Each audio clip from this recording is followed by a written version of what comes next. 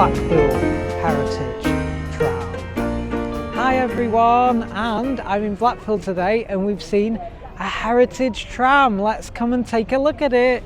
Super cool. Let's check it out.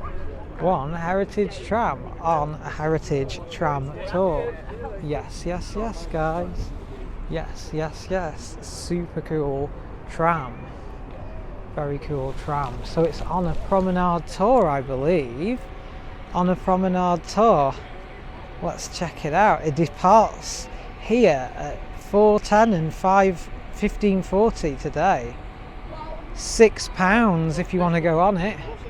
On a lovely heritage tram, which is very cool and very awesome.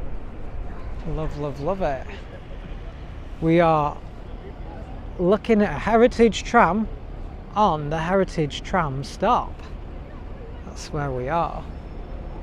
That is where we are. They actually have like points and everything. So there's our very cool heritage tram. Very cool indeed. So yeah, we've got a heritage tram in Blackpool today. Sunny Blackpool with some super cool trams. Very fun. Very fun, guys. So yeah, it's super cool. Ooh, it's making a noise now.